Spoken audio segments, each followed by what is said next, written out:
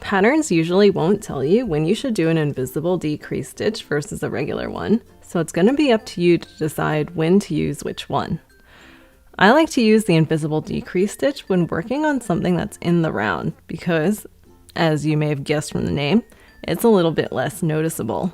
So on this piece, for example, this is an invisible decrease stitch. This is a regular decrease stitch. The invisible decrease stitch looks a little bit straighter, so it looks a bit more like all the other stitches in the piece.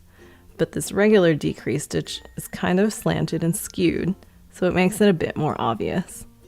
So to do an invisible decrease stitch, we need to stick our hook under the front loops of the next two stitches.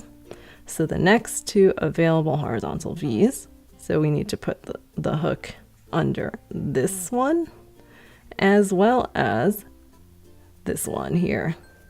So it should look like we've got 3 strands of yarn on the hook. Now we're going to do a yarn over. Make sure the hook is in front of the working yarn, tip of the hook facing you. Bring your hook below and behind that yarn and pull that yarn through just the first 2 loops on the hook. So you should be left with 2 loops on the hook. Then yarn over again. Bring the hook below and behind the yarn with the tip of the hook facing you, and then bring that yarn through both loops on the hook. So you are left with 1 loop on the hook, and you have finished your invisible decrease stitch. Now, one more thing before you move on. A lot of times people are not sure where they need to put their hook next.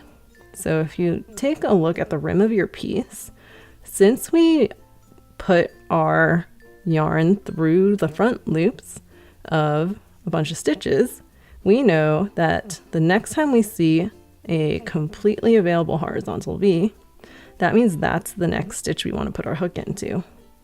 So this strand of yarn, for example, is the front loop of one of the stitches that we had put the decrease stitch in. That's why it's being pulled by this mass of yarn that's near the hook. It's not what we would call a completely available horizontal V, because you can see that it has some yarn wrapped around it that's pulling at it. So the next spot that you would want to put your hook into after doing this invisible decrease stitch is over here.